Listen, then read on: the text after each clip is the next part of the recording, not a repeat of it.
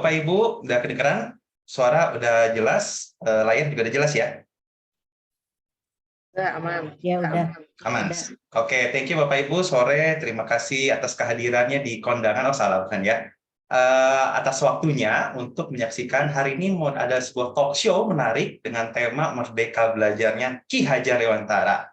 Nah, tapi dalam sesi ini aku harus kenali diri dulu. Nama ini dengan host kondangan ya. Host kondangan hari ini nama saya adalah Andrea Halim, panggilannya Andre. Teman-teman bisa panggil aku Andre aja ya nanti ya. Ukuran sepatu 42 warna favorit hitam akan menjadi host Bapak Ibu yang memandu acara talk show ini. Nah, dalam sesi ini tentunya saya nggak akan sendirian, akan ada beberapa narasumber ciamik yang akan berbagi pengetahuan nih di hari ini. Tentunya yang dibahas pasti seputar salah satu tokoh terkenal di Indonesia, yaitu Ki Hajar Dewantara. Tapi supaya lebih gampang, karena Ki Hajar Dewantara itu nyebutnya panjang, nanti maka dalam sesi talk show ini kami akan menyebutnya dengan nama KHD ya Bapak Ibu, KHD. Ki Hajar Dewantara, bukan Kris Diayanti, bukan ya? Nah, KHD ini dijuluki Bapak Pendidikan Nasional. Dia merupakan pahlawan yang berjasa ya di dunia pendidikan di Indonesia, apalagi pas masa-masa penjajahan Belanda. Beliau ini dikenal dengan semboyan khas nih, Ingarso Tulodo, Ing Madya Mangunkarso Tuturi Handayani. Nah, malah pandangan-pandangannya bahkan saat ini sudah mulai diadopsi ke kurikulum nasional yang kita pakai sekarang, yaitu kurikulum Merdeka. Menarik ya. Nah, makanya Bapak Ibu nggak pakai lama, karena lama itu bukan pakaian, jadi nggak bisa dipakai. Yuk kita langsung saja masuk mulai ke sesi ini. Oh ya Bapak Ibu, tak kenal nggak? Maka tak sayang, kalau sudah sayang, ayo dong ke pelaminan. Ayo kita kenalan lebih jauh dengan Ki Hajar Dewantara.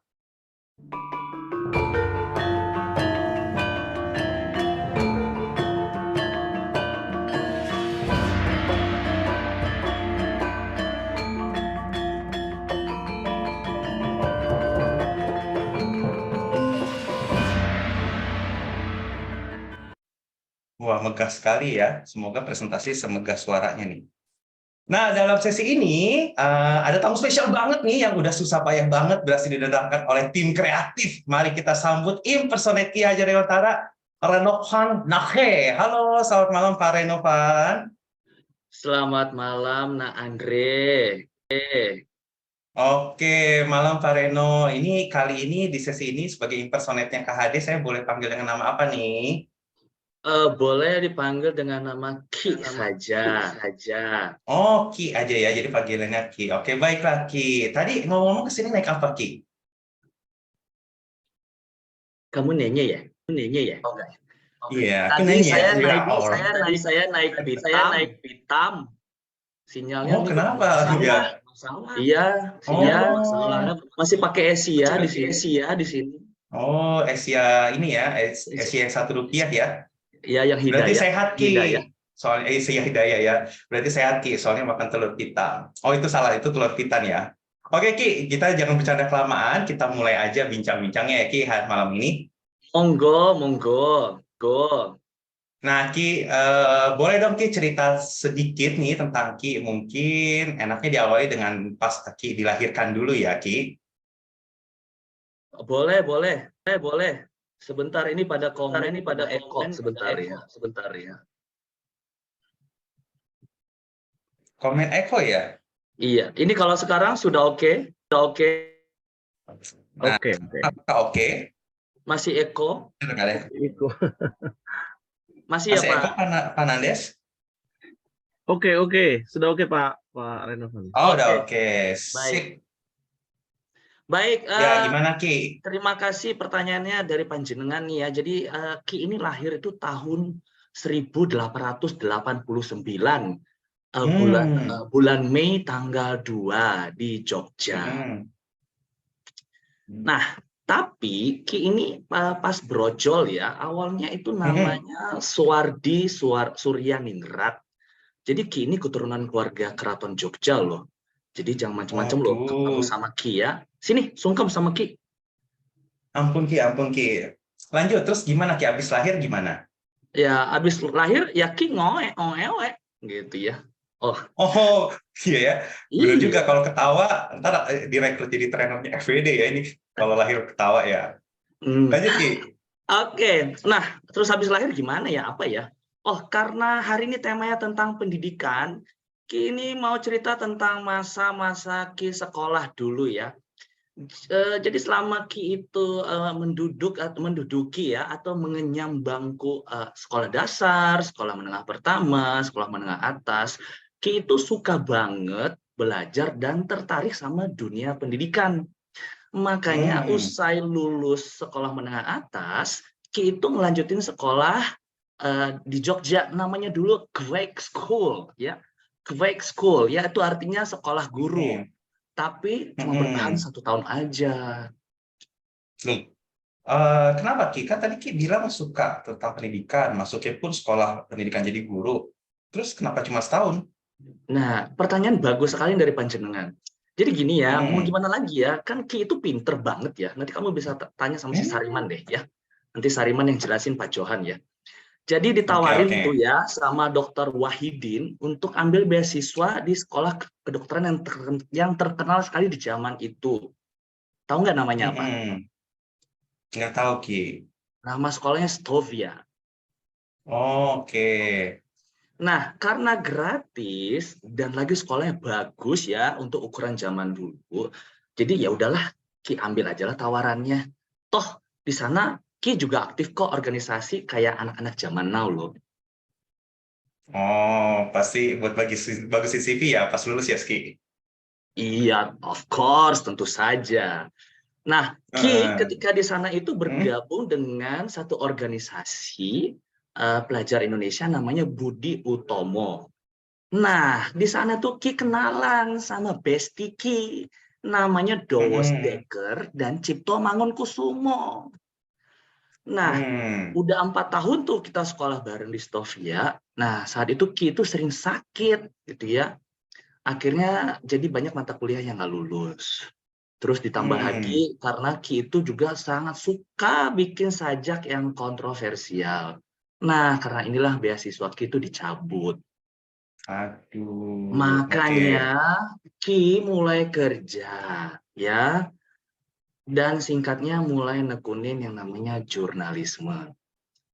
Hmm. Hmm. Hmm. Hmm. Terus, nah, Ki inget tuh, tanggalnya ini bagus banget ya, 13 Juli 1913, 13 ujungnya ya.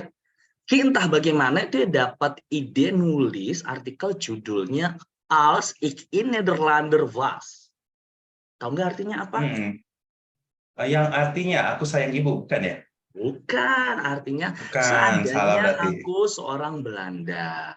Nah, Hmm. tulisan Ki ini dimuat di koran milik Besti Ki, namanya Douwe Dekker. Ya, Hmm. nah, tulisan itulah yang bikin Belanda naik pitam saat itu. Oke. Akhirnya Ki diasingkan ke Bangka. Tapi ke Bangka ini permintaan Ki sendiri sih ya. Hmm. Nah, Oke. Besti Ki, si Douwe Dekker dan Cipto Mangunkusumo, mereka protes sama Belanda. Akhirnya kami bertiga jadi diasingkan juga kala itu ya. Tadinya sih mau Hmm. diasingkan ke daerah terpencil, ada yang di ke Kupang, ada yang ke Banda, tapi kami coba nego deh. Jadi ya diasingkanlah ke Belanda semuanya ya. Boleh Oh. ternyata. Oh, berarti ke Belanda itu yang minta Ki sama besti-besti sendiri tuh. Iya, benar sekali. Oke, Iya. enak Setelah juga proses ya Ki. Aku nego juga, yang cukup alot lah kala itu ya. waduh, aku juga mau loh Ki diasingkan ke Swiss loh. Loh, kamu kira tuh hidup di sana itu gampang, dibiayain kayak Bunda Korla? Hmm. Kagak, ya. Biaya hidup Eh, sehari-hari itu harus cari sendiri, ya. Oke, Ki oh, lanjut dulu oke. boleh ya? Ki lanjut dulu boleh ya? Hmm. Nah, di sana Ki itu belajar banyak sekali ya. Salah satunya itu Ki ngelanjutin passion di dunia pendidikan. Nah, Ki itu dapat ijazah dalam bidang pendidikan ya. Namanya itu Eropiske Akta. Eropiske Akta.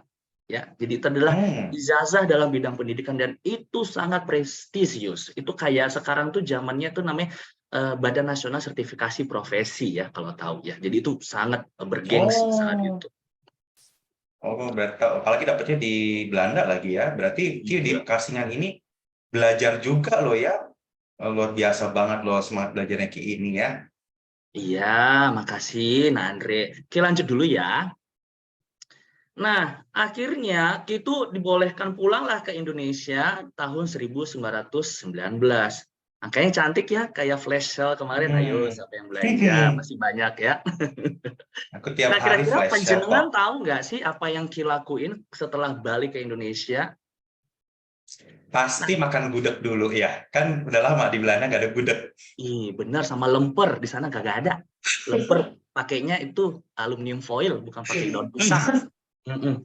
Oke, terus ngapain Ki Nah, pertama kali? pas Ki nyampe di Indonesia, Ki itu ngajar di sekolah Adi Dharma ya namanya, nama sekolah itu Adi Dharma milik kakaknya Ki Heeh. ya.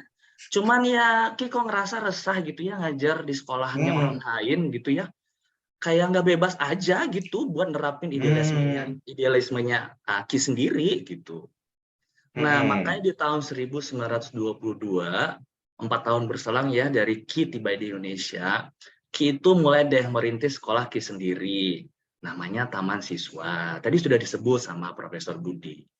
Soalnya kan Hmm. cita-cita Ki dari kecil itu pengen kasih pendidikan yang layak untuk rakyat pribumi Hmm. yang nasibnya itu masih kebanyakan ngenes banget. Ya udah, Hmm. berikutnya Ki konsen aja deh ke sekolah Taman Siswa. Oh, Ki, mau nanya dong, Ki. Kan Ki ini namanya lahir waktu itu Raden Mas Suwati Suryaningrat. Nah, terus gimana ceritanya Ki jadi Ki Hajar Dewantara? Nah, benar sekali panjenengan Raden Mas Wardi Suryaningrat. Nah, jadi di tahun 1929, Ki itu mutusin nanggalin gelar kebangsawanan Ki dan mulai mengganti nama menjadi Ki Hajar Dewantoro. Oh, berarti Ki waktu itu potong kambing, terus ada beras merah, beras kuning gitu ya? Oh, tidak sampai seperti itu.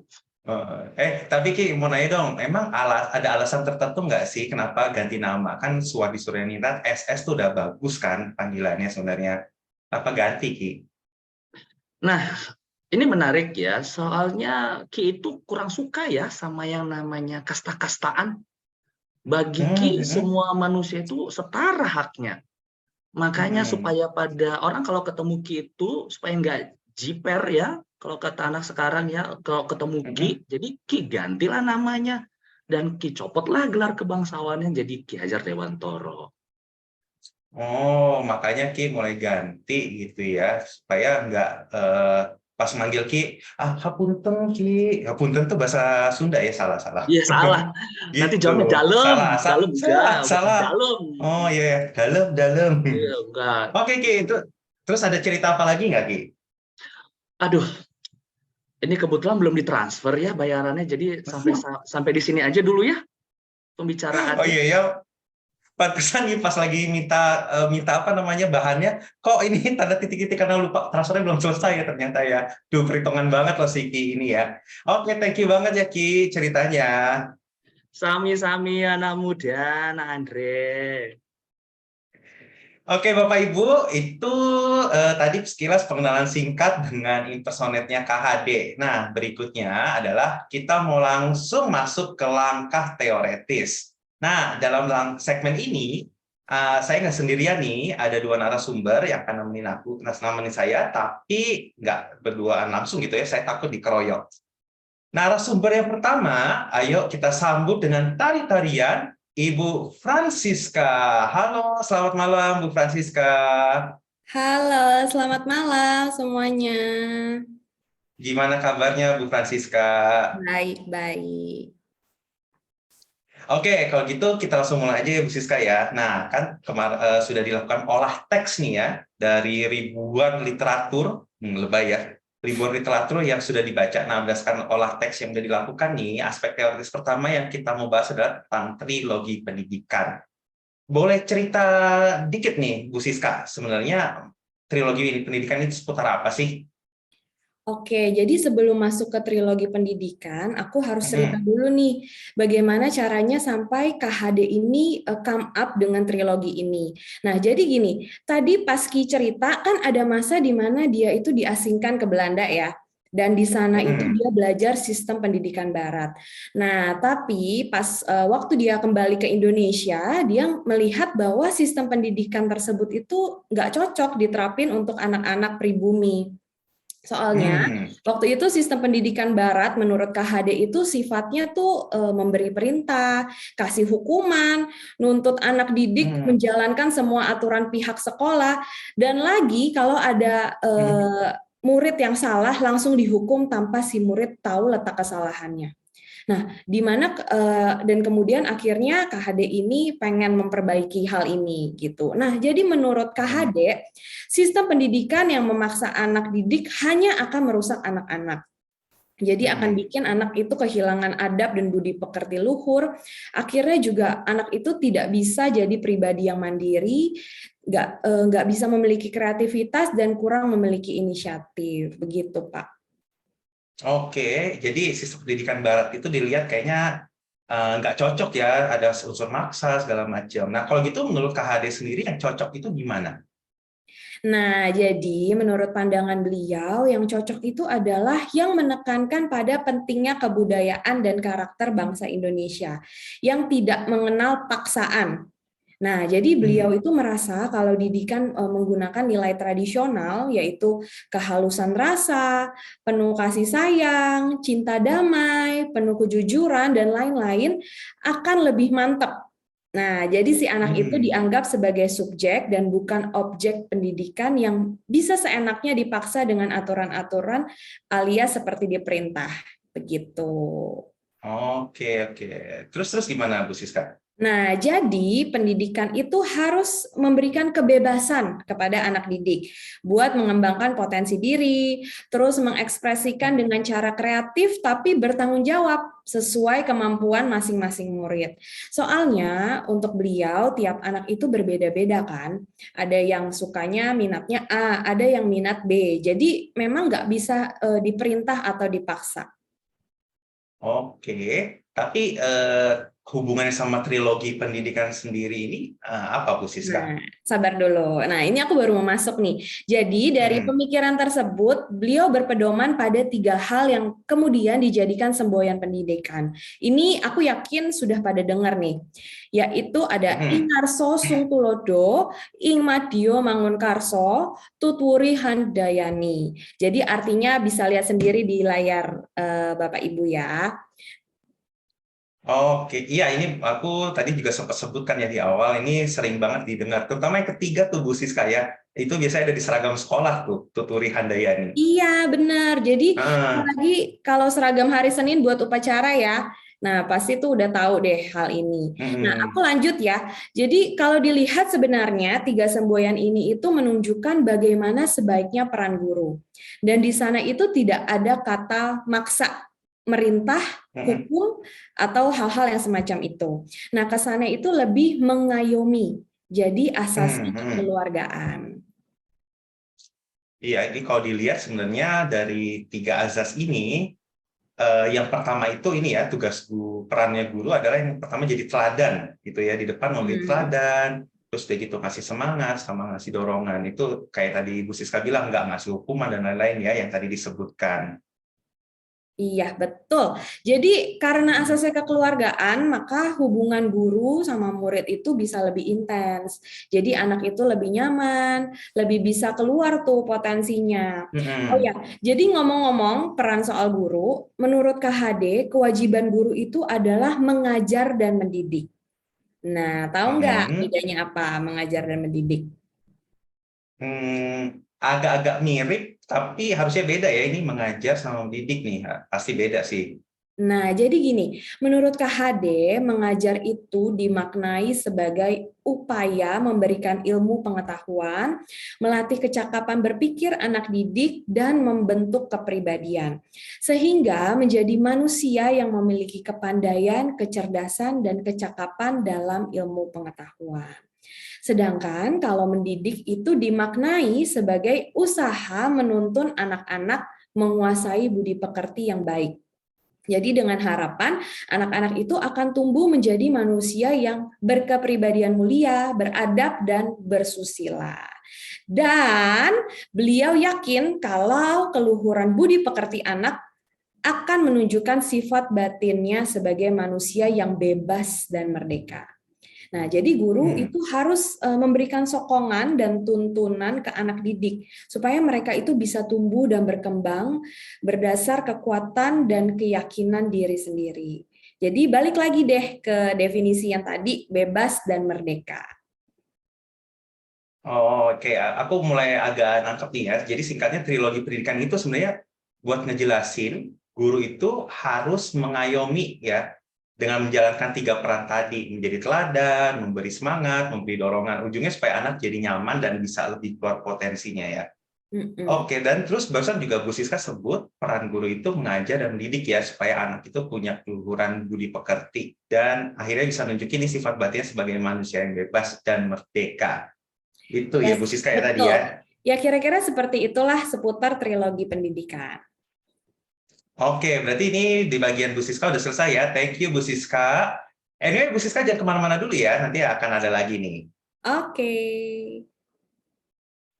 Oke, Bapak Ibu, berikutnya berdasarkan olah teks yang sudah dilakukan setelah trilogi pendidikan, aspek teoretis yang berikutnya yang kita mau bahas adalah metode Among. Nah, mari kita sambut kali ini dengan lemparan bunga Kamboja, Pak Johan.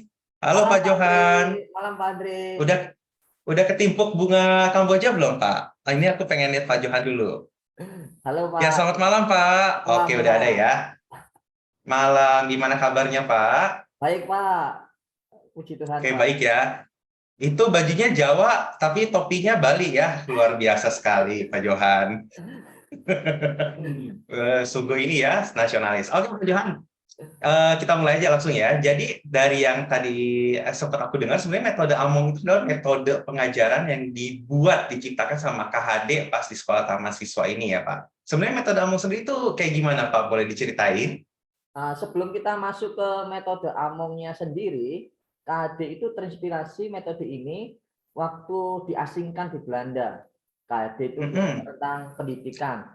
Nah, dia itu terinspirasi sama metodenya Maria Montessori sama Frederick Froebel. Gabungan kedua metode ini yang jadi cikal bakalnya metode Among. Sekarang kita mengerti dulu makna dari kata Among, Pak Andre. Jadi Among itu menjaga, membina, mendidik dengan kasih sayang. Kata ini kayaknya sering kita bilang nih, Pak Andre. Yang suka, Pak Andre mungkin suka ngomong di Among atau ngemong. Nah itu Pak Andre. Oke, terus lanjut Pak. Nah, pelaksana Among sendiri disebut pamong. Gampangnya itu disebut guru. Jadi si pamong ini pengalamannya sama pengetahuannya lebih tinggi dari yang di Among alias muridnya. Nah, ini mirip dengan metode CPD nih. Jadi metode Among itu metode yang menitik beratkan pada 3A. Jadi asa, asi, asu. Asuha, ada hanya ya, bukan binatang asu. Jadi baru sempat mau tersinggung ya Pak, ini asu, ada haknya ya. Ya. Anak didik diperlakukan seperti anak sendiri.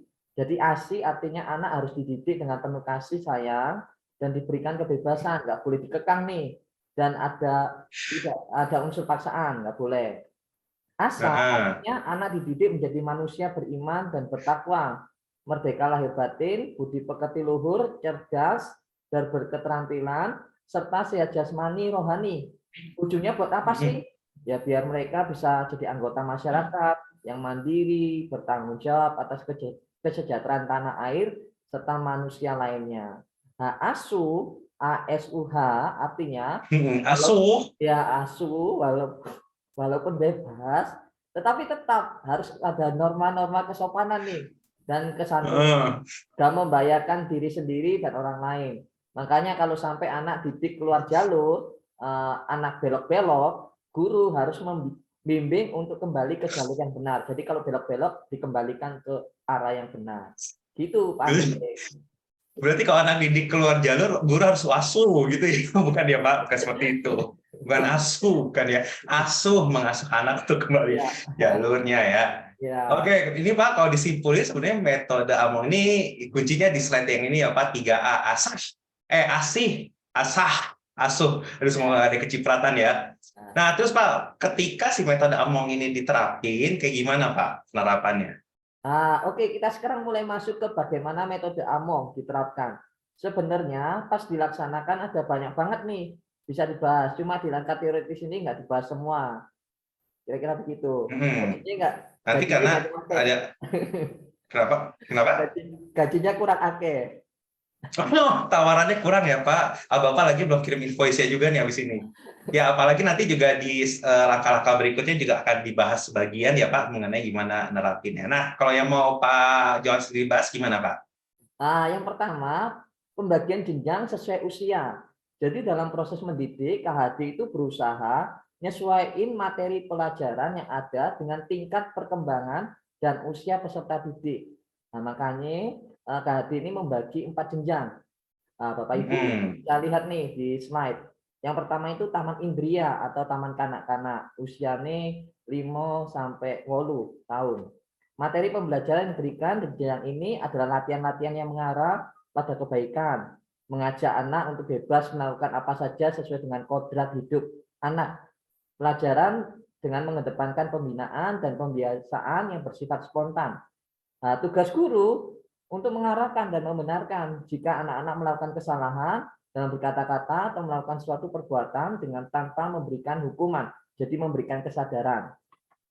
Sing hmm. keloro, taman muda, usianya 9 sampai 12 tahun. Guru-guru sekolah taman siswa untuk mengedepankan contoh dan keteladanan. Tujuannya tentu saja agar anak-anak terbiasa berkata-kata dan berlaku baik dalam kehidupan sehari-hari. Mengarahkan anak untuk mempelajari hakikat hidup yang sebenar-benarnya. Sing ketelu, taman dewasa, usia 14 sampai 16 tahun. Setiap anak ini sudah diperbolehkan menerima materi pelajaran yang jauh lebih berat. Yang sebelumnya itu snack-snack ringan-ringan, sekarang ada nasinya. Jenjang pendidikan ini sebagai sarana untuk mengenal anak-anak pada pelatihan diri di dalam melakukan perbuatan yang sulit dan berat dengan niat yang disengaja. Jenjang pendidikan ini membiasakan anak-anak untuk mencari solusi secara mandiri dengan tujuan memecahkan masalah dan persoalan yang sedang dihadapinya sebelum meminta bantuan pada orang lain. Jadi problem solving, bukan troublemaker. Jadi diberikan pelajaran olah gending dan seni tari. Nah, ini akan jelaskan di bagian berikutnya. Sing kepapat. Sing kepapat taman madya atau taman guru usia 17 sampai 20. Pada jenjang pendidikan inilah waktu peserta didik memasuki metode ma'arifat.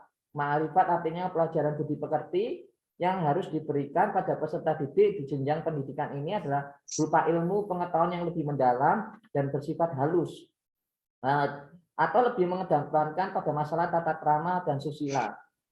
Jenjang ini hanya menerima materi pembelajaran yang berkaitan dengan bentuk kesusilaan semata-mata, tapi juga terkait dengan dasar-dasar kebangsaan, kemanusiaan, keagamaan, filsafat, kebudayaan, kenegaraan, juga adat istiadat yang berlaku di masyarakat.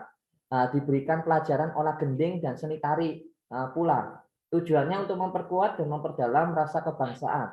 Contoh tari bedoyo dan tari serimpi diberikan pada peserta didik karena merupakan kesenian yang amat indah yang mengandung rasa kebatinan, rasa kesucian, dan rasa keindahan. Ngono, Pak Andre. Oke, aku jadi ingat waktu sekolah aku juga dikasih ini ya pendidikan tari serimpet ya Pak. Soalnya pasti suka keserimpet. Pak Johan, aku mau nanya dong, Pak Johan ini aslinya dari mana Pak? Surabaya, Pengendi. Pak. Surabaya. Oh, Surabaya. Pantesan ya di antaranya Jogja sama Bali ya. Perwujudannya di tengah-tengah ya Pak. Oke Pak Johan, ini ulasannya lengkap banget terkait gimana nerapin metode Among ini. Nah, kemudian apalagi Pak yang dilakuin sama KHD pas nerapin metode Among ini? Yang berikutnya ada yang namanya 3 fatwa pendidikan. Pertama, tetap, antep, mantep. Tetap maksudnya ketetapan. Antep itu artinya dalam bahasa Jawa artinya mempercayai, memegang. Mantep artinya mantap, mantap betul gitu. Kayak gitu, Pak. Jadi maksudnya tetap mantep ini artinya adalah menjalankan sistem pendidikan, maka pertama-tama harus dibentuk baik untuk guru maupun murid adalah membentuk ketetapan pikiran dan jiwa, memberikan jaminan pada keyakinan diri sendiri, dan membentuk kemantapan dalam memegang prinsip yang diyakini. Singkale, ngandel, kandel, kendel, bandel. Nah, itu. Ngandel itu percaya dan patuh. Kandel, tebel, atau lebih tepatnya berpendirian tegak. Kandel, berani. Bandel itu tahan banting. Jadi maksudnya anak didik tumbuh menjadi manusia-manusia unggul, berani memegang teguh kebenaran dan punya nyali yang besar dalam menghadapi perubahan-perubahan hidup seiring dan sejalan dengan perkembangan zamane. Sing kenetu neng ning nung nang. Nang ning nung. Nah itu mungkin ya pakai. Ini asalnya dari kata meneng, wening, hanung, menang. Meneng artinya diam dan tenang, kayak meneng baik. Tapi meneng ini artinya lebih dalam, lebih ke diam dan tenang untuk memperhatikan secara aktif.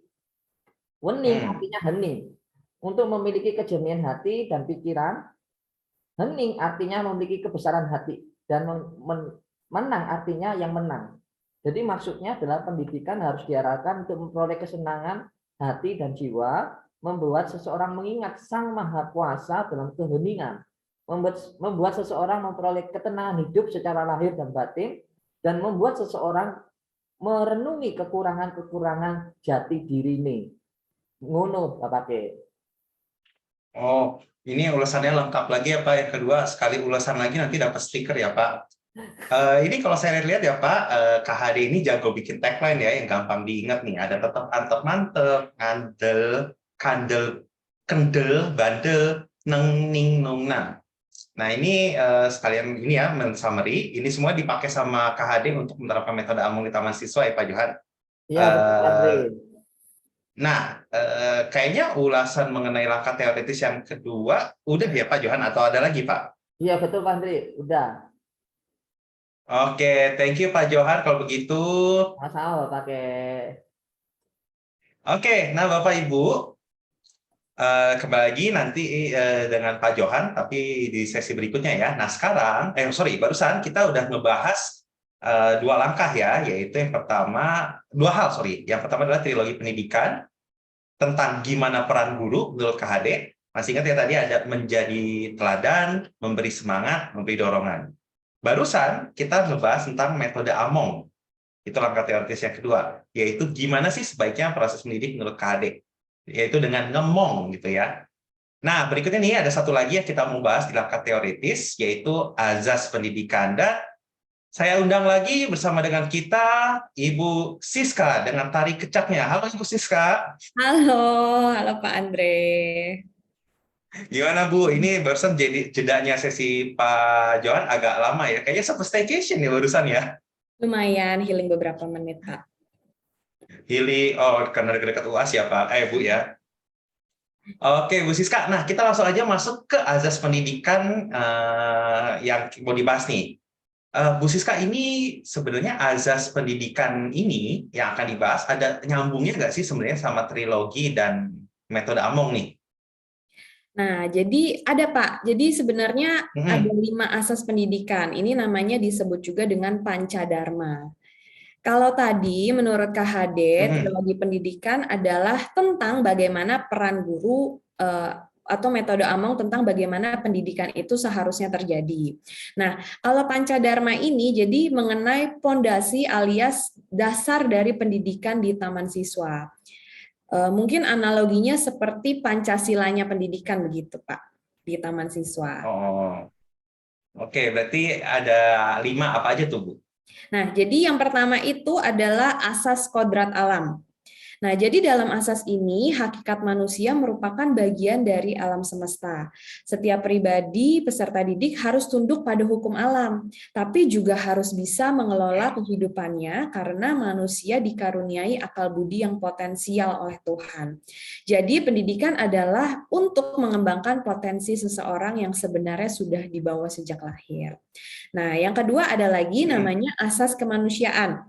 Jadi, menurut KHD dalam asas ini, ini masyarakat Indonesia itu tidak boleh bermusuhan dengan bangsa-bangsa lain. Masyarakat di Indonesia ini menampilkan diri sebagai makhluk yang memiliki budi pekerti dan martabat luhur, yang dengan dasar kesadaran itu berani menjalin dan memperlakukan sesama manusia dari bangsa manapun dalam rasa cinta kasih yang mendalam. Nah, terus ada lagi nih yang ketiga, Pak, namanya asas kebudayaan. Nah, jadi KHD yakin bahwa kodrat manusia itu adalah makhluk yang berbudaya. Nah, KHD melihat bahwa pendidikan itu sangat memerlukan landasan nilai kebudayaan. Nah, ngomongin kebudayaan itu kan sesuatu yang dinamis ya, jadi nggak statis gitu. Nah, jadi si kebudayaan ini berkembang mengikuti zaman. Makanya waktu pendidikan pun menurut KHD itu juga perlu disesuaikan dengan nilai kebudayaan saat itu. Jadi nggak boleh statis gitu. Nah, kita lanjut yang keempat ya Pak ya. Nah, yang keempat ini namanya asas kemerdekaan. Nah, jadi asas ini mengandung arti jika kehidupan ini harusnya mengandung kebahagiaan dan kedamaian. Kaitannya itu dengan pendidikan adalah asas ini merupakan upaya membentuk peserta didik menjadi pribadi yang punya kebebasan, tapi mempunyai keberanian bertanggung jawab, sehingga menciptakan keselarasan yang baik dengan masyarakat. Nah, jadi praksis pendidikan haruslah bersifat luas dan luwes. Nah, jadi luas itu maksudnya memberikan kesempatan yang seluas-luasnya kepada peserta didik agar dapat mengembangkan potensi diri seoptimal mungkin. Kalau luas maksudnya itu adalah upaya tidak kaku dalam pelaksanaan metode dan strategi pendidikan. Nah, yang kelima nih Pak, yang terakhir adalah akses kebangsaan. Nah, jadi setiap orang Indonesia itu harus merasa satu dengan bangsanya, dan di dalam rasa kesatuan itu tidak boleh bertentangan dengan rasa kemanusiaan. Nah, rasa kebangsaan itu artinya tidak mengotak-ngotakkan manusia berdasarkan ras, status sosial, ataupun keagamaan. Nah, rasa kebangsaan ini merupakan bagian dari rasa kebatinan manusia yang hidup di dalam jiwa. Dan rasa kebangsaan bisa diwujudkan dengan mempersatukan kepentingan bangsa dengan kepentingan diri sendiri. Kehormatan bangsa adalah kehormatan diri. Demikian seterusnya. Nah, jadi intinya itu selalu mengaitkan bangsa ke diri sendiri. Begitu, Pak Andre. Oke, ini semuanya udah dibahas ya, udah ada 5. Thank you, Bu Siska ya. Kayaknya gara-gara azas pendidikan ini yang barusan dibahas, mulai kelihatan nih gimana KHD itu sebenarnya pengen nyiapin anak-anak didik yang ada di Indonesia itu punya karakter ya, ada unsur kebangsaan, kebudayaan, menjalin hubungan dengan negara lain, dan seterusnya ya, Bu. Iya, betul. Setuju banget, Pak. Oke, thank you banget waktunya Bu Siska. Terima kasih, sama-sama Pak Andre. Oke, sip. Nah, Bapak Ibu, itu baru saja yang 3 hal yang sudah kita bahas, yaitu trilogi pendidikan, metode Amung, dan Pancadharma. Nah, itu adalah langkah teoretis.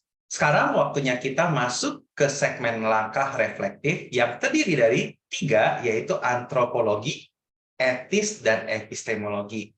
Nah, Bapak Ibu, dalam segmen ini akan ada beberapa narasumber juga yang akan sharing hasil olah teks yang sudah dilakuin.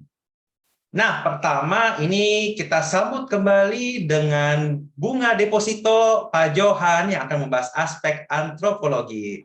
Selamat datang kembali Pak Johan. Halo. Halo Pak, halo Pak. Gimana Bunga Depositonya udah berasa ya Pak? Nih udah ditransfer, bisa cerita lagi nih Pak. Siap Pak. Barusan sempat touch-up make up yang luntur ya Pak karena keringat. Bener nggak? Ya Pak, supaya nggak luntur, barusan kasih aqua proof Pak. Kalau yang Waduh. ya, kalau yang haus silakan minum aqua. Jadi nggak bakal luntur katanya.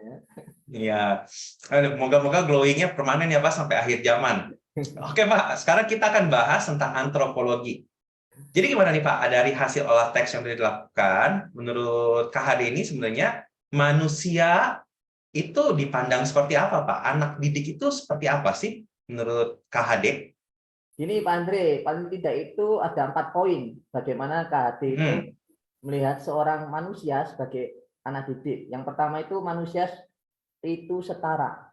Jadi manusia dinilai oleh KHD tidak ada yang lebih layak mendapat pendidikan maupun lebih tidak layak mendapat pendidikan.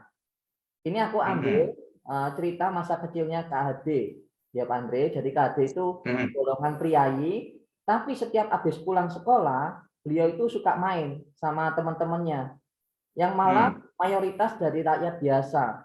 Malah jarang banget dia main bareng dengan teman yang priai. Nah, salah satunya teman baiknya dari golongan rakyat biasanya ini disebut Sariman, bukan Sarimin ya Bapak Ibu, atau Sarimi. Sariman. Nah, Sariman ya, ya, jangan Sariman. sampai salah dengar. Ya, Kalau sampai dengar Sarimi berarti belum makan malam nih ya Pak. benar Pak. Aku nih sempat dengar Sariman ini juga salah satu yang temen deket banget gitu ya, yang bikin KHD ini punya nilai pendidikan yang lagi diperjuangin ini ya Pak. Iya betul Pak Andre. Sariman ini karena nggak punya duit, jadi dia nggak bisa mendapatkan pendidikan yang layak waktu itu. Sementara di sekolah, KHD itu dapat banyak ilmu yang menurutnya bermanfaat banget. Kayak bahasa, ngitung, ilmu hayat, ilmu sejoro. Beliau akhirnya mikir bahwa pendidikan itu penting banget. Nah, jadi beliau mulai mikir deh, gimana caranya anak-anak rakyat yang biasa ini yang dapat pendidikan yang baik. Apalagi si Sariman tuh pernah ngomong kalau dia itu punya cita-cita yang tinggi. Jadi makin kepikiran deh ya kayak gini ya. Dia malah mikir kalau setiap anak bisa dapat pendidikan layak, pasti bangsa ini akan jadi maju, cerah.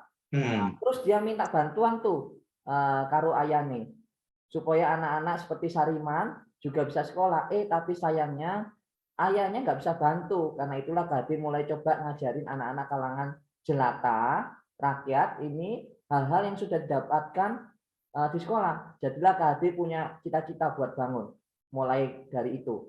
Supaya semua anak bisa dapat pendidikan. Gak ada yang lebih layak, gak ada yang lebih gak layak. Nah, kesetaraan itu juga tercermin dari asas di Pancadharma, yaitu asas kemanusiaan. Nah, sambil ngutip buku hijau yang kita beli, yang direkomendasikan Prof, supaya nggak mubazir bukunya.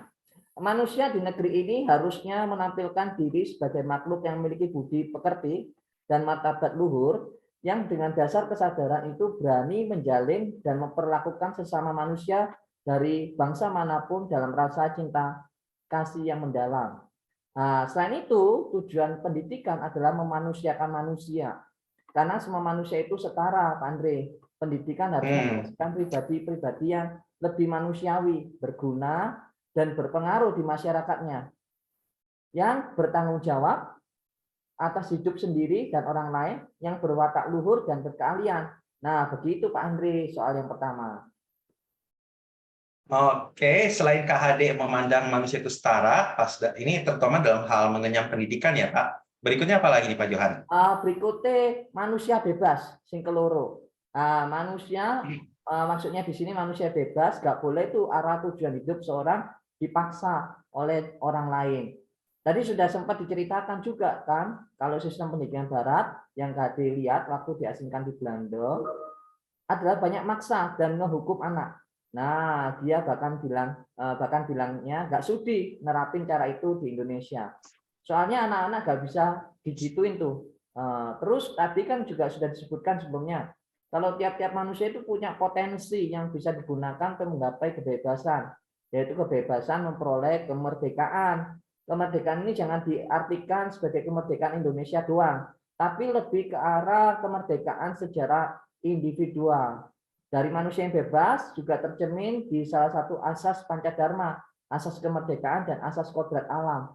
Mengutip buku lagi, Pak Andre, pendidikan berarti memberikan kebebasan kepada peserta didik untuk mengembangkan potensi-potensi yang dimilikinya menjadi kemampuan dan keahlian profesional yang dihayatinya dengan sepenuh tanggung jawab.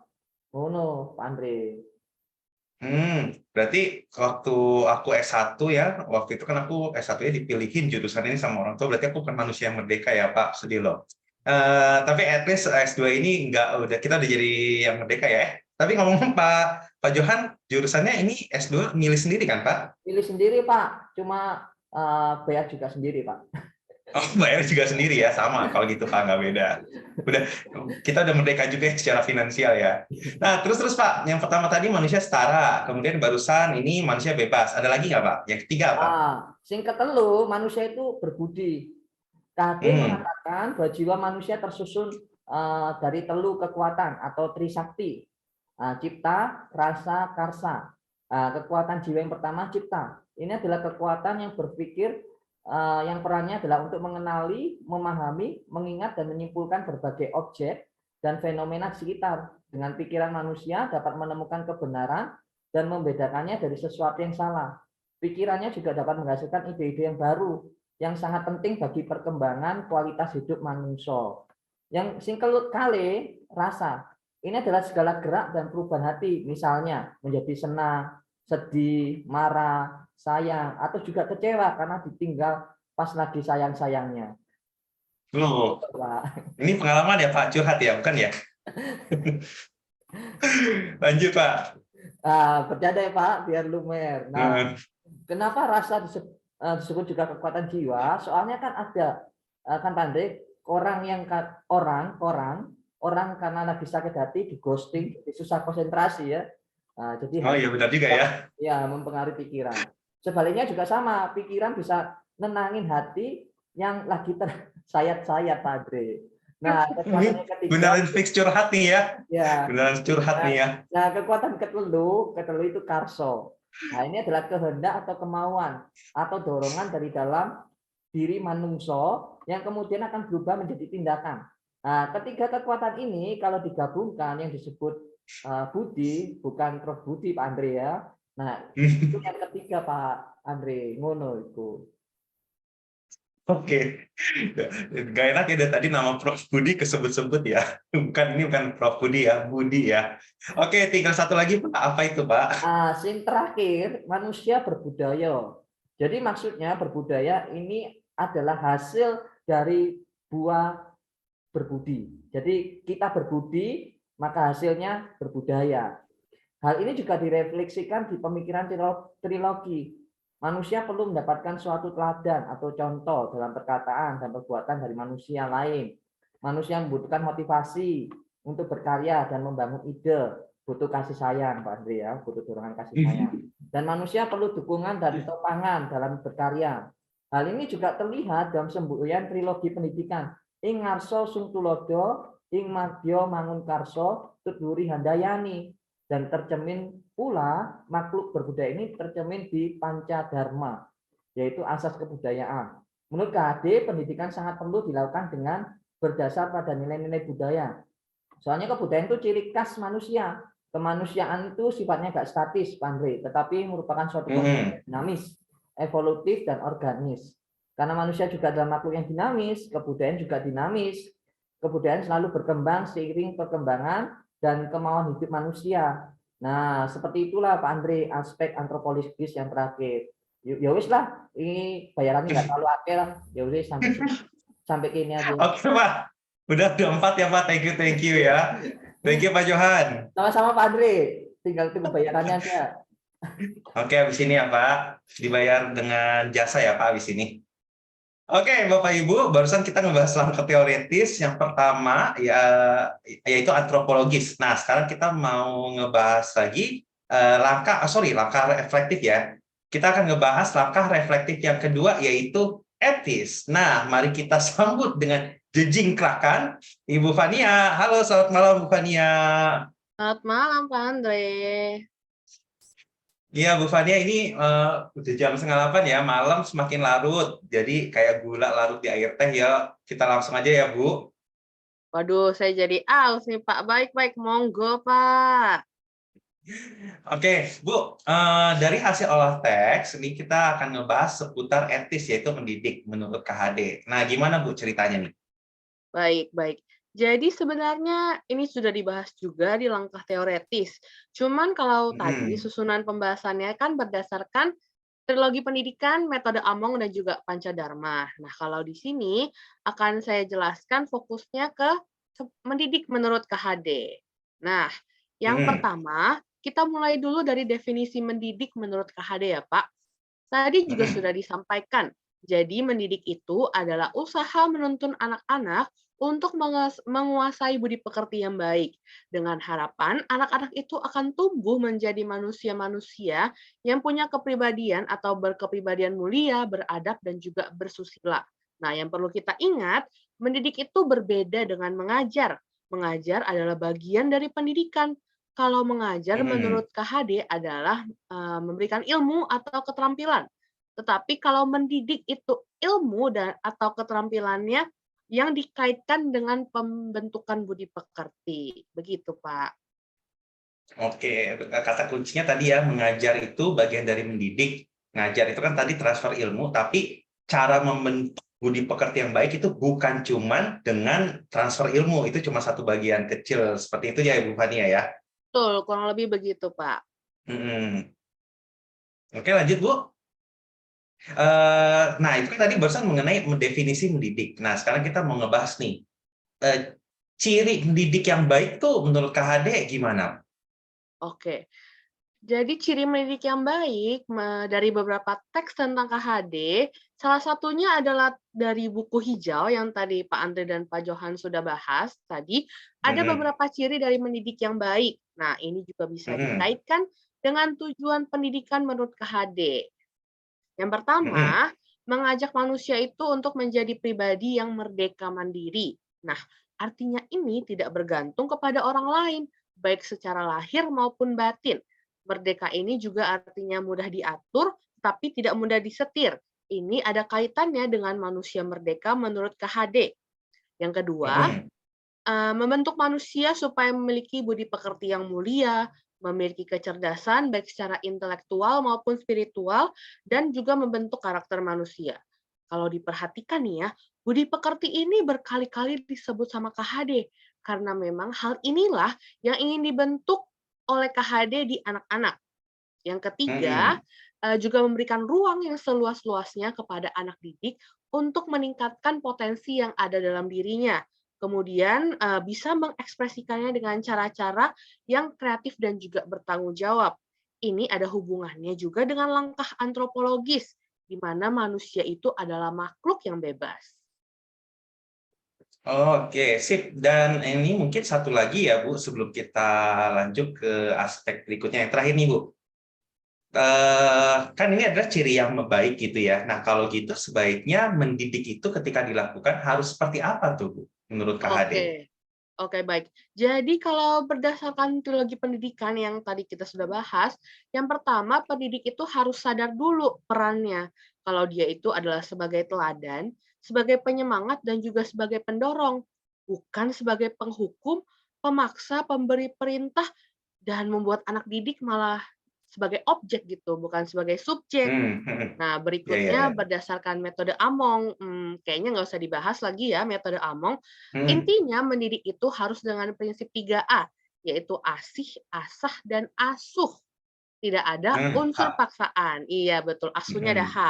Dan juga Ada hak memberikan kali ini. materi pelajaran yang dibagi menjadi beberapa tingkat sesuai dengan perkembangan dan juga usia dari anak didik. Nah, yang Mhm. terakhir akan aku ambil dari aspek antropologis yang tadi sudah dibahas juga, di mana KHD Mhm. itu melihat manusia sebagai makhluk yang berbudi, memiliki cipta, rasa, dan juga karsa.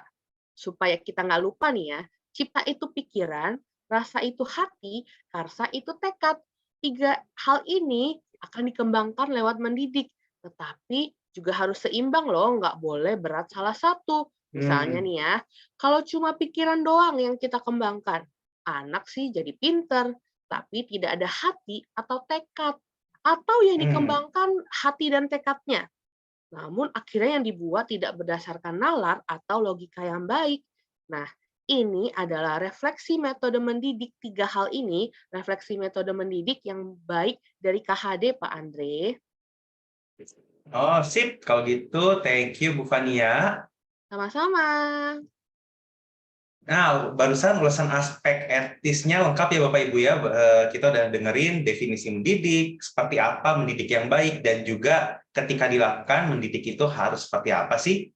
Nah, sekarang kita akan masuk ke langkah reflektif terakhir, yaitu aspek epistemologi. Nah, mari kita sambut dengan wangi-wangian Ibu Tania. Halo, selamat malam Bu Tania. Halo Pak Andre, wangi banget nih dia Malam. habis disambut pakai wangi-wangian kayak habis mandi kembang saya nih. Oke, tuh kayak habis mandi kembang ya gua saja kayak kuburan baru ya. Jangan, agak serem ya Pak. Jangan. Oh, jangan ya, jangan. Oke. Bu Tania, kita mau masuk ke aspek terakhir, yaitu epistemologi. Ngebahas putar pengetahuan menurut KHD. Kayak gimana tuh, Bu? Sip, sip. Nah, jadi secara garis besarnya dulu ya Pak Andre dan teman-teman.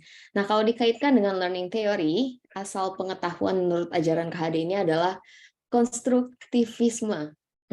Yaitu dibangun atau dibuat sendiri secara aktif oleh seseorang lewat pengalamannya sendiri. Nah, tadi kalau dilihat dari narasumber yang lain, peran guru itu kan sebagai orang yang menuntun dan menghadapkan anak ke pengalaman tersebut. Nah, sehingga akhirnya pengalaman itu ditangkap oleh panca indera mereka dan akhirnya terciptalah pengetahuan tersebut. Oke, ini definisi, bagaimana pengetahuan itu bisa dibentuk ya. Nah, menurut KHD sendiri, berikutnya nih kita mau bahas, ada nggak sih metode yang dibuat sama KHD sendiri tentang gimana nih caranya supaya anak bisa dapat pengetahuan itu? Sip, nah kalau menurut prosesnya, bagaimana pengetahuan itu bisa didapat, KHD ini membaginya menjadi dua, dilihat dari rentang usia anak tersebut. Nah, yang pertama itu adalah anak usia prasekolah, Pak Andre dan teman-teman. Nah, dia punya konsep namanya Trino, yang terdiri dari nonton, ini menyentuh ranah kognitif anak tersebut, yaitu ketika mereka menonton secara pasif dengan segenap panca indera mereka. Yang kedua adalah niteni, ini membentuk atau menyentuh ranah afektif mereka, yaitu ketika mereka menandai, mempelajari, dan mencermati apa yang mereka tangkap oleh panca indera mereka. Kemudian yang ketiga adalah niroke, ini menyentuh ranah psikomotorik anak tersebut, yaitu waktu mereka menirukan hal positif atau hal yang baik untuk bekal mereka menghadapi perkembangan diri mereka sendiri. Nah, kemudian setelah lewatin usia prasekolah, ada usia sekolah dasar ke atas nih Pak Andre dan teman-teman. Konsepnya namanya TINGA, terdiri dari ngerti, ini sekali lagi menyentuh ranah kognitif mereka, yaitu dengan akal. Anak tingkat sekolah dasar ke atas ini harus sudah tahu dan mengerti apa maksud dan tujuan dari pengetahuan yang mereka dapat. Kemudian yang kedua adalah ngerasa, ini menyentuh ranah afektif mereka, yaitu ketika mereka merespon, menghargai, dan juga menjunjung nilai-nilai. Nah, mereka juga harus tahu dan merasa dengan penuh kesadaran, mereka harus mampu merespon, menghargai, dan juga menjunjung tinggi nilai-nilai yang mereka dapat. Kemudian yang ketiga ada ngelakoni, yaitu menyentuh ranah psikomotorik mereka ketika mereka bertindak secara terpimpin. Mereka juga merasa perlu bagi diri mereka dan juga bagi masyarakat untuk mengamalkan pengetahuan atau nilai-nilai yang mereka dapat itu. Gitu, Pak Andre. Ini kalau dilihat sebenarnya prosesnya ada dibagi dua usia, tapi secara aspek pembelajarannya mah sama ya. Nah, melibatkan, yang penting melibatkan aspek kognitif itu intelektual atau akal, afektif itu berarti terkait sama perasaan atau responnya gimana tuh, dan psikomotor itu yang berkaitan dengan penerapannya. Tapi ini bukannya ya kalau aku lihat-lihat ini kayak mirip seperti definisi, kan tadi itu ada kognitif, afektif, psikomotor. Ini flashback lagi ke sebelumnya, mirip kayak definisi makhluk berbudi ya, yang Trisakti tadi. Ada cipta, rasa, karsa, yang tadi sempat disebut sama, dibahas sama Pak Johan juga ya. Iya, betul Pak Andre, ada kaitannya. Nah, kayak yang tadi dibahas sama Pak Johan sama Ibu Fania juga, pendidik itu benar, itu harus seimbang antara cipta, rasa, dan karsa. Nah, makanya menurut KHD ini prosesnya harus melewati tiga aspek itu, yaitu kognitif, afektif, dan juga psikomotorik. Nah, itulah definisi bentuk manusia yang berbudi menurut KHD. Menarik ya ini ya, cipta, rasa, karsa, kognitif, afektif, psikomotor. Berarti benar ada kaitannya. Nah, terus Bu, ada lagi nggak tentang epistemologi seputar pengetahuan nih yang mau kita bahas? Ada lagi satu lagi nih Pak Andre dan teman-teman, itu di mana pengetahuan itu bisa diteruskan. Nah, menurut KHD, ada 3 pusat pendidikan yang semuanya itu punya peran yang sangat besar dalam proses tumbuh kembang anak. Di sini terjadi proses pengembangan pengetahuan yang dialami oleh anak tersebut. Nah, ketiga hal ini disebut tripusat pendidikan. Kita lihat sama-sama dari lingkup yang paling kecil dulu ya, Pak Andre dan teman-teman, yaitu lingkungan keluarga. Pendidikan di dalam keluarga ini memiliki peran sebagai pengalaman pertama masa kanak-kanak. Nah, keluarga juga punya peran untuk menjamin kehidupan emosional anak tersebut. Di dalamnya ditanamkan dasar pendidikan, yaitu pendidikan moral, sosial, dan juga agama. Kita lanjut ke ranah yang lebih besar lagi, yaitu ranah lingkungan sekolah. pendidikan di lingkungan perguruan atau sekolah punya peran untuk menopang atau menyokong orang tua untuk menanamkan sikap dan kebiasaan-kebiasaan serta budi pekerti yang baik yang sudah ditanamkan di anak tersebut. Nah, di sekolah juga melatih anak-anak untuk memperoleh kecakapan-kecakapan seperti membaca, menulis, berhitung, menggambar, dan juga ilmu-ilmu lain yang sifatnya mengembangkan kecerdasan dan pengetahuan mereka. Nah, selain itu, sekolah juga memberikan pengajaran mengenai etika, keagamaan, estetika, juga pengenalan akan warisan budaya hidup dalam masyarakat. Kita masuk ke ranah yang lebih luas lagi, yaitu lingkungan pemuda atau lingkungan masyarakat adalah untuk mengupayakan perkembangan sosial kehidupan mereka ketika mereka muda atau ketika mereka besar nanti. Nah, dalam kehidupan atau lingkungan pemuda atau masyarakat ini, kesadaran sosial, kecakapan dalam menjalin pergaulan dengan sebaya atau social skill, dan juga kemampuan untuk menjalin koneksi dengan lingkungan dan sesama manusia atau social attitude mereka itu dapat berkembang. Gitu, Pak Andre. Berarti dari zaman KHD ini beliau aja udah mulai mikir ya, proses mendidik itu sebenarnya bukan cuma terjadi di sekolah, tapi keluarga juga berperan penting, masyarakat juga berperan penting ya. Malah kalau aku lihat ya Bu Tania, bahkan sekarang aja tuh masih ada orang tua yang mikir ya mendidik tuh tugasnya sekolah gitu ya. Gue nggak mau tahu, gue pengen terima jadi aja gitu. Benar-benar. Oke, thank you Bu Tania. Masih ada lagi Bu? Aman, udah Pak, segitu aja penjelasan dari aku. Oke, sip. Habis ini nanti fee-nya ditransfer dari Pak Johan ya, dibagi dua. Thank you Bu Pak Johan, Tania. jangan lupa. Thank you, Pak. Pak Johan jangan lupa katanya. Thank you. Oke, barusan Bapak Ibu kita sudah membahas langkah reflektif, ada antropologi, etis, epistemologi. Nah, sekarang waktunya kita ke segmen yang terakhir, yaitu langkah aplikatif. Gimana sih ajaran KHD ini kalau diaplikasikan ke model pendidikan saat ini? Nah, dalam satu segmen ini akan ada satu narasumber lagi yang akan memaparkannya. Mari kita sambut dengan gelak tawa terbahak-bahak, yaitu saya sendiri. Ye, halo Pak Andre, malam. Oke Bapak Ibu, nah sekarang kita akan langsung masuk ke sesi aplikatif ya Bapak Ibu. Nah, kami akan coba memaparkan gimana sih idenya dan ajarannya KHD ini kalau kita buat ke model pembelajaran yang ada saat ini. Nah, kita ketahui dulu kata kuncinya. Jadi kata kuncinya itu adalah kodrat alam, yaitu tadi ya, anak tumbuh sesuai kodratnya dan tanpa paksaan. Jadi kalau Bapak Ibu nanti lihat beberapa quote yang diucapkan KHD, dia bilang anak itu tumbuh sesuai kodratnya dan sesuai potensinya, sesuai pilihannya. Kita sebagai guru cuma bisa menemani, merawat, dan menumbuhkan potensi tersebut. Makanya gimana sih ini langkah-langkah yang bisa dilakukan? Ini seperti yang tadi dijelaskan oleh Bu Tania ya, Trino dan Tringa. Jadi langkah pertama itu yang akan didapatkan oleh si anak adalah nonton, mendengarkan, memperhatikan. Nah, ini ada penjelasannya ya Bapak Ibu. Jadi anak diperkenalkan dengan berbagai macam profesi yang ada. Ada misalnya pemadam kebakaran, ada dokter, ada perawat, ada insinyur, ada fotografer, ada penari. Dikenalkan dengan berbagai macam profesi yang ada. Caranya gimana? Macam-macam, dengan nonton video, atau kita undang sharing orang yang emang profesi tersebut. Pokoknya, atau dengan cara lainnya, pokoknya anak mulai mengenal banyak jenis profesi. Kemudian yang kedua, anak mulai mencermati sebanyak-banyaknya informasi tentang profesi yang ada tersebut. Gitu. Jadi setelah dia dikenalkan, lalu diajak ngobrol nih untuk berdiskusi, milih kira-kira yang kamu suka tuh yang seperti apa sih, Nak? Gitu. Bisa lebih dari satu. Mungkin kan dia tertarik jadi dokter, ataupun sekaligus dengan hewan. Akhirnya jadi tertarik jadi dokter hewan misalnya. Nah, setelah yang berikutnya, tadi itu adalah miteni, yaitu menandai, mencermati, mempelajari. Berikutnya adalah miroke, menirukan, melakukan, mencoba. Nah, anak mulai diajak untuk ini yang disebut sebagai tanda kutip field trip. Jadi maksudnya nyobain selama beberapa periode gitu. Jadi untuk ngeliat, ngerasain, dan melakukan langsung profesi yang dipilih. Nah, caranya adalah dengan misalnya tadi kita pasangkan anak dengan profesi. Jadi nanti seperti ada mentornya di lapangan, kasih tunjuk.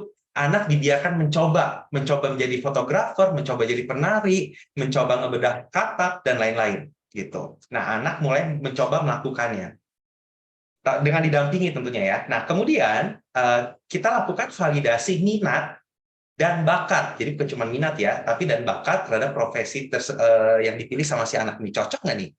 Nah, caranya gimana? Lewat diskusi, lewat tes, dan lainnya. Seperti itu. Kemudian, langkah berikutnya adalah ngerti. Yaitu anak mulai diajak untuk mengerti. Jadi setelah minat dan bakat terhadap profesi yang udah dipilih ini valid, ya, beneran minat, beneran bakat gitu ya. Anak mulai diajak untuk refleksi agar mengerti kompetensi. Nah, kompetensi itu kan ada 3 ya, ilmu, keterampilan, dan nilai. Knowledge, skill, attitude. Kompetensi apa aja yang dibutuhkan kalau anak memilih untuk jadi profesi tersebut. Kemudian berikutnya adalah ngerasa, yaitu merespon dan menghargai. Anak diajak berdiskusi nih. Sehingga ketika dia udah dikasih tahu, diajak berpikir, diajak refleksi, kompetensinya itu apa, nah ini yang paling penting.